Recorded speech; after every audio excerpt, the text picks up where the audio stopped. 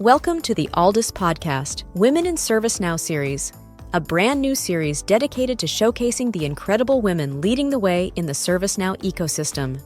With your host, Ailsa Cassie, each episode will bring you inspiring conversations with trailblazing women who are driving innovation, breaking barriers, and shaping the future of ServiceNow.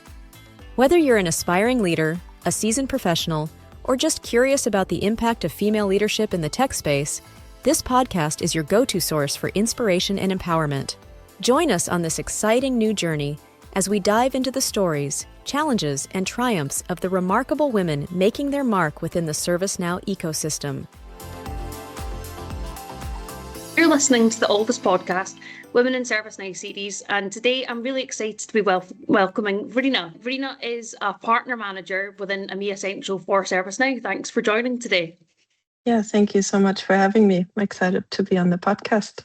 So I'm very curious to learn about how you arrived to where you are today within the ecosystem.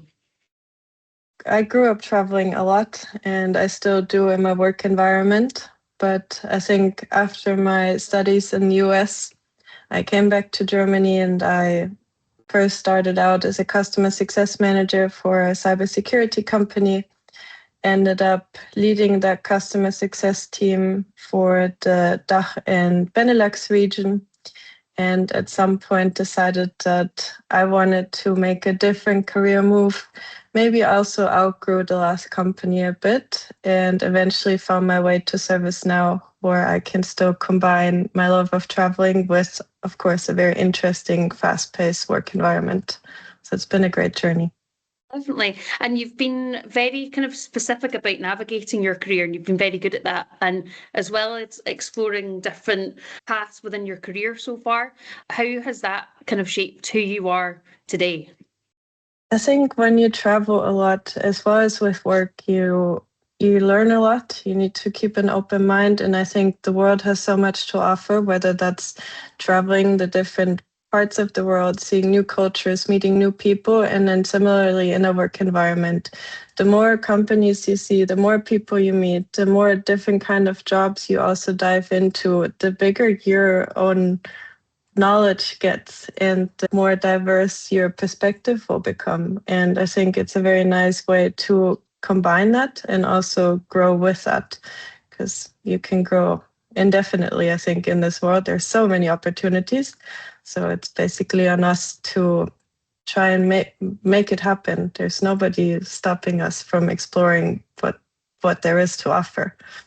Like, do you know, it's one thing I probably regret from maybe earlier on in my career, not taking more opportunities to travel a little bit more. So I'm kind of living vicariously through people that have got to travel with work and kind of hearing their experiences along the way. You're so right. I think digitally we're very connected in a lot of ways, but you never truly get to know people or experience other cultures until you're in that environment. So it's very cool that you've made use of that and really explored as much as possible. Out of curiosity, where is the kind of favourite destination that you've been to so far? That's a good question and probably an unexpected answer. We went to China quite recently and had a very, very positive experience. From a cultural perspective, the people are incredibly friendly, even if they don't speak English, or I'm a native German speaker, definitely don't speak German, but they really try. They try, and they use technology to make it work and communicate with you. And also nature-wise, it's breathtaking and nothing that you can find in any other place of the world. So that was a very great experience. And going to Japan in a couple of weeks. So also very excited to see that part of the world. Yeah. Yeah, incredible. But one of my friends, she lived in China for about 6 or 7 years. And again, I kind of got to live vicariously through her pictures, because seeing what she got to experience there was very different from maybe how I imagined it. So it's cool that you had that same experience in Japan as well, another bucket list place for me. You clearly are someone that's great at communicating, someone that really makes use of relationships and speaking to people and experiencing life with others. And ServiceNow is a very community-led market. How do you kind of utilise that and lean on your network within your career? Yeah, I think that's a good and important question, because networking I think whether that's at ServiceNow or life in general, I think is such an important part of going through life with people, and something that can really, really benefit you in many ways. And I think it's about making a bit more of a deeper connection with people. Like, you can meet somebody and you can have a very brief small talk conversation, and that's just, you're always going to have those situations. But if you actually take the time and not just say, how are you, good, and then move on to the next topic, but dive maybe just a little bit deeper and ask, how was your flight? Where were you coming from? Where are you traveling next? Just show some interest in people. They will open up and speak to you. And then, of course, it also, in a work environment, often there's going to be a work topic involved. Yeah. But it's nice to build an actual relationship with those people, and they will remember you because you've shown interest. You maybe also have opened up to them. And as you go through life and also in your career, I think those connections are super valuable and important, whether that's in, it doesn't always have to be something bad, but often these things come in handy if there's an escalation or if there's a big issue, and you can just call up the phone and be like, hey, person XYZ, can you please help me? And they will remember you. And I'm sure they're always going to say yes. But I think it's good to take the first step and, be proactive about building that network, because these things don't happen if you don't put in the work. Definitely. And again, it's like doing things again with intention and building not only the connection that we've got, work-wise or virtually like a lot of us do, but really finding that human connection. I think a lot of us probably forget to do that sometimes, and it's a simple but such an effective bit of advice for people kind of navigating those conversations. And looking at career progression and again, the way that you've maybe been able to use your network to help not only make connections, but to push yourself through to the kind of next points within your career journey, using your community. Is there anything that you can tell us about how that's really worked for you? Like, how have you made that work to your advantage at points as well? Yeah.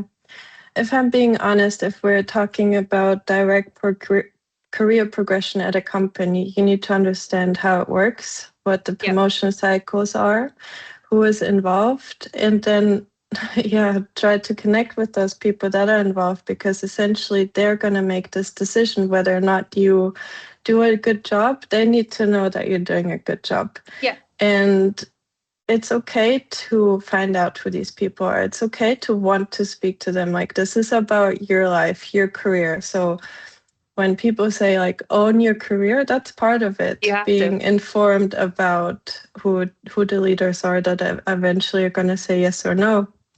And it's okay to have relationships with them, right? Of course, they should be from an honest point of view, and you can have a real connection with them. It doesn't all have to be just about the career progression. Mm-hmm. Because often these people are in that kind of position because you can learn a lot from them. You can use them as a mentor, a mentee, and they're often also very open to telling you, hey, this is what we would like to see. I already know that you're doing really well in this area, but here's how you can be even better. And this is what is needed to progress in your career. And I think when I initially entered my job journey, I was not aware of this, because you come out of, high school, uni, and the grades are what counts. Yeah. You get a diploma and you're like, okay, I did really well, and that's what matters at the end of the day.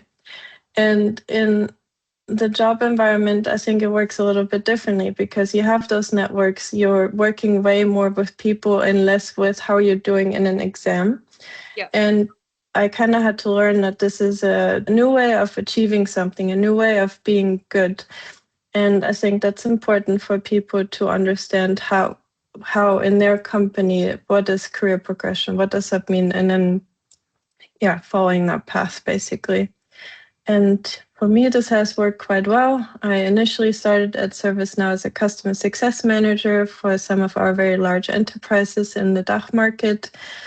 then outside of a promotion window, which hardly ever happens, got promoted to a senior customer success manager, and eventually now moved into the role of a partner manager. The journey doesn't stop here, right? So let's see what's next. Definitely not. And with you taking on that new role, you've been very busy since the get-go, but doing a lot of fun and creative stuff along the way, which is so cool. But I think, yeah, the key message there is that self-advocacy, using connections, not just for your benefit, but making a personal connection with people and, seeing what that can do for your career and what's next for you in the future. And I think women listening to this will be, firstly very excited by how you've managed to navigate your career and proud to see what you've been able to do in your few years with ServiceNow. But is there any specific advice outside of that you would give to other women navigating their careers as well? Yes, definitely. I think this is a topic quite close to my heart because maybe unlike some other women, I've never seen being a woman as a disadvantage. I think especially in the IT software industry, it is a male-led environment. Yeah, that's just how it is. You go into different industries and it's going to be differently. But I just never saw it as a disadvantage because it can be super refreshing for a woman to be in a meeting, for women to step into a room and share her opinion and speak up. And you don't have to become smaller just because there's men in the room.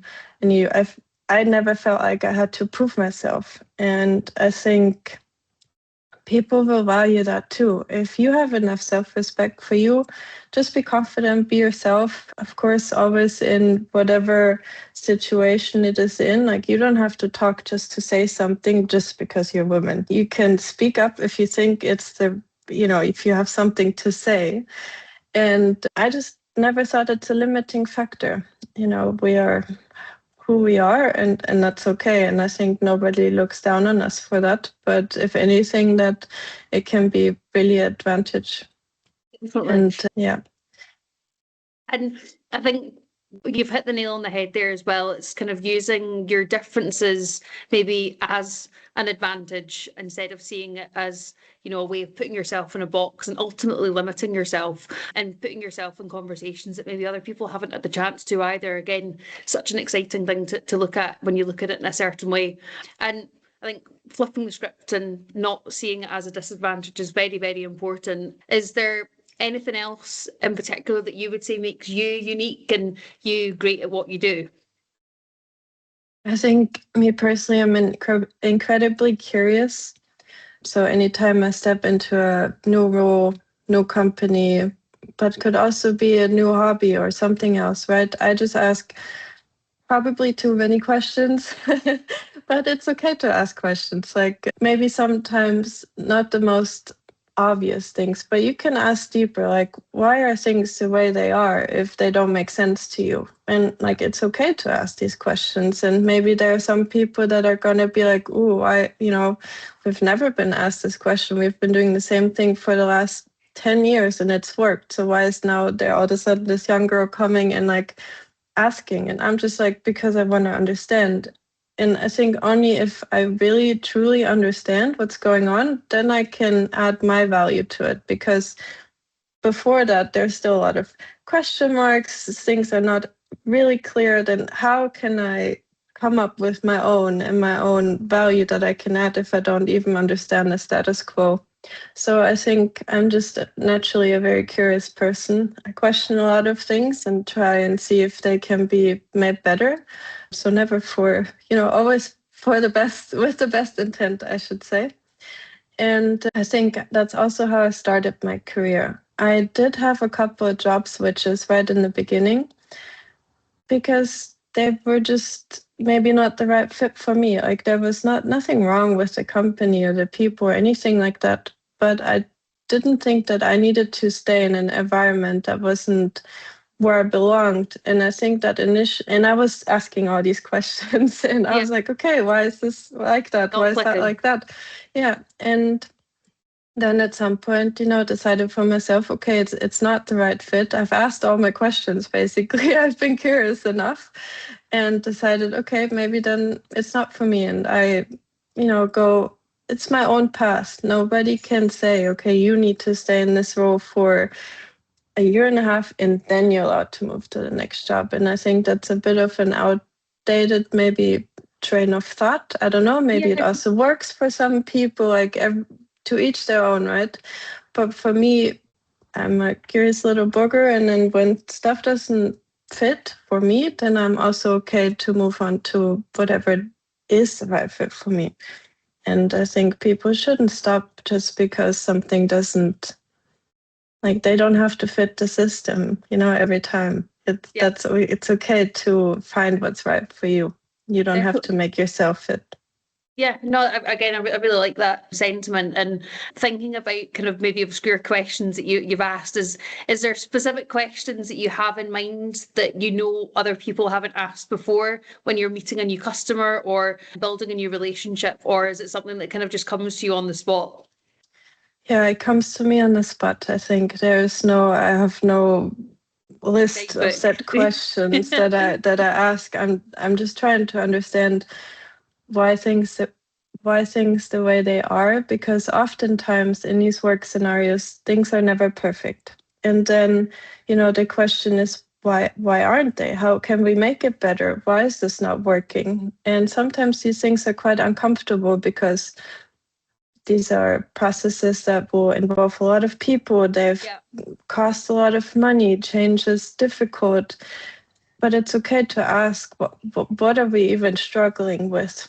But yeah, I think not everybody is ready to ask these questions. I'm just saying it's okay. Nobody will ever come back to you and be like, oh, I don't, like you because you asked one question. No, questions. I think, that they're going to be, if anything, impressed may be the wrong word, but they're like, oh, this person is interested. This person is trying to understand what's going on and not just accepting the status quo and talking about the same thing that we've talked about for the last 2 years. Yeah. So. No, great idea. And I think if anything, it'll get them thinking in ways that they haven't as well. And not only being asked that question, but, having to really deep dive and reflect themselves is probably a great thing. So absolutely. Looking at the kind of next steps for you then, as I said, you've been very intentional about your career journey, especially that within the ServiceNow ecosystem. I mentioned at the start, we're obviously going to get the opportunity to see each other in Vegas very soon, and you've got a lot of work trips planned, etc. But what should we be expecting from you in 2026? Good question also. I think I'm still trying to figure out what this role means for me. It's been a lot of fun. More questions. More questions, indeed. But I think there's so much room for improvement as my role as a partner manager working with some large GSIs. We can really bring them to the next level. And I think this year, first year in this role, is kind of setting the stage, setting them up for success for this region. I believe next year we can really build on those foundations. And I think then I have some, ideas in mind where I want to go, but maybe that's for another time to dive deeper into those. Yeah, definitely. Well, thank you so much for joining, and thanks for sharing such fantastic advice. I think I've learned a lot, and I hope that those listening as well will feel the same. So, Verena, thank you again for joining me today on the Women in ServiceNow podcast. Yeah, thank you so much. Thanks for listening to this episode of the Alldus podcast. If you enjoyed today's episode, don't forget to subscribe, rate, and review. We are available on Apple Podcasts, Spotify, and any Android podcast of choice. You can also head over to our website, www.alldus.com, to listen to more podcasts, view our open roles, and stay up to date with industry news. Thanks for listening, and stay tuned for more great episodes coming very soon.